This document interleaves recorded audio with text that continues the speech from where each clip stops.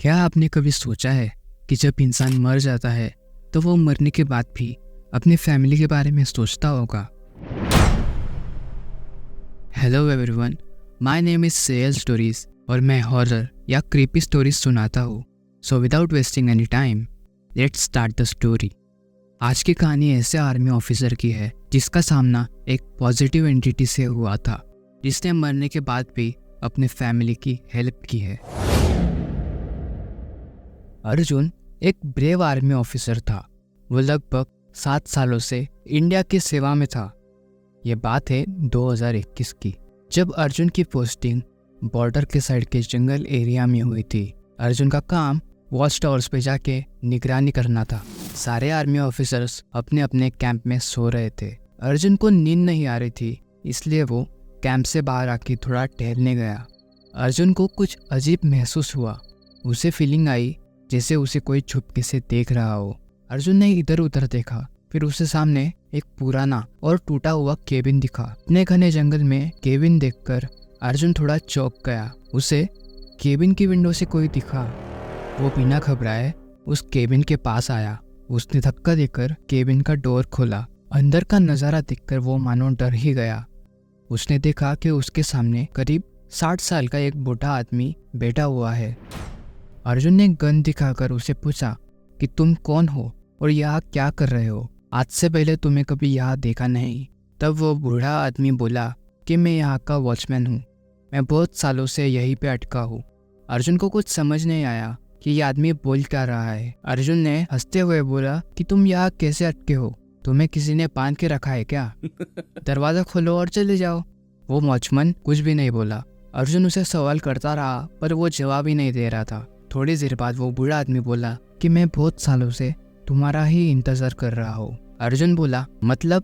वो बूढ़ा आदमी बोला कि मेरी मदद सिर्फ तुम कर सकते हो। अब अर्जुन थोड़ा सीरियस हो गया। उसने पूछा कि कैसी मदद, क्या कर सकता हूँ मैं?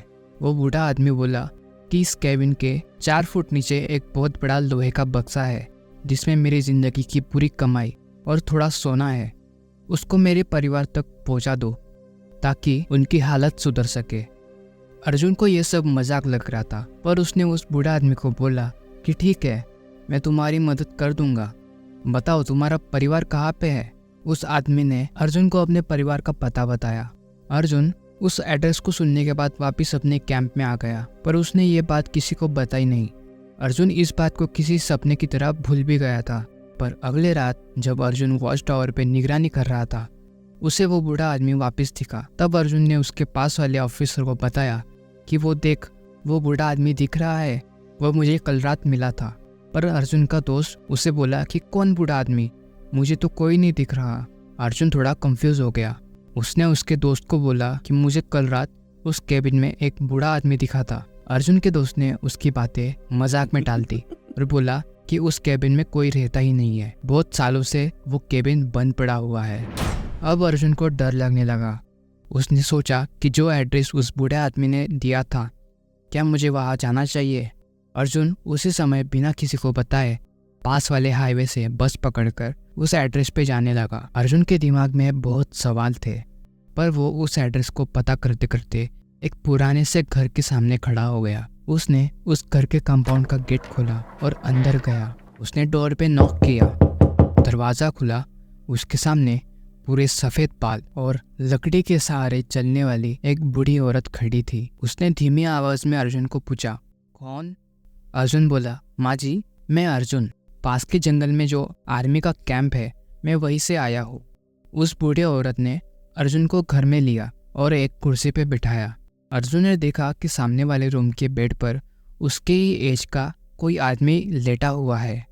उस बूढ़ी औरत ने अपनी बहू को अर्जुन के लिए पानी लाने के लिए आवाज़ लगाई। उसकी बहू अर्जुन को एक पुराने से ग्लास में पानी लेके आई। अर्जुन उनके घर की हालत देखकर थोड़ा दुखी हो गया था। अर्जुन ने उस बूढ़ी औरत को पूछा कि सामने बेड पर कौन सोया है? तब वो औरत ने बताया कि वो मेरा बेटा है और वो बहुत बीमार है। उसके इलाज के लिए हमारे पास पैसे नहीं है। वो औरत फुट फुट के रोने लगी। मेरे पति ने हमारे लिए कुछ नहीं रखा।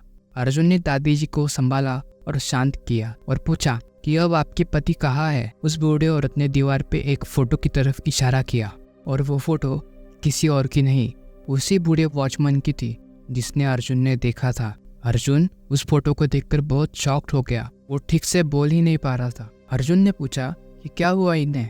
तब दादी ने बताया कि ये पास वाले जंगल में वॉचमैन का काम करते थे। सांप काटने के कारण इनकी वहीं पे मौत हो गई थी। वो हफ्ते के 3 दिन वहीं रहते थे। जब चौथे दिन वो घर नहीं लौटे तब हमने उनकी तलाश शुरू की। हमें उनकी लाश उनके केबिन में मिली थी। वो 3 दिन तक उसी केबिन में मरी हुई हालत में थे। अर्जुन को अब सब रियलाइज होने लगा था। उस बूढ़े आदमी की सब बातें रिलेटेबल लगने लगी थी। अर्जुन ने तुरंत ही जंगल में वापस जाकर अपने दोस्तों के साथ उस केबिन की खुदाई शुरू की। तब उन्हें एक बहुत बड़ा लोहे का बक्सा मिला। उन्होंने उस बक्से को खोला और देखा कि उसमें बहुत सारे पैसे और ज्वेलरी थी। अर्जुन ने अपने आर्मी ऑफिसर को सब बताया और उनके साथ वो बक्सा लेकर वापस बूढ़ी औरत के घर आ गए और उनको वो पैसे दे दिए। उस बूढ़ी औरत ने जब वो पैसे देखे, उन्होंने वो लेने से मना कर दिया। वो बोली कि हम आपके पैसे नहीं ले सकते। तब अर्जुन ने बताया कि ये सब आपका ही है, हम आपके ही पैसे आपको लौटा रहे हैं। और ऐसे करके अर्जुन ने उस बूढ़े आदमी की आत्मा को शांति दिलाई। उसके बाद वो फैमिली भी बहुत खुश रहने लगी। उनकी फाइनेंशियल कंडीशन भी ठीक हो गई थी। उनका बेटा भी अब ठीक होने लगा था। अब इस बात को 4 साल होने को आए। अर्जुन अभी भी उस फैमिली को मिलने जाता है। इसी बहाने अर्जुन को एक और फैमिली मिल गई। So that's it.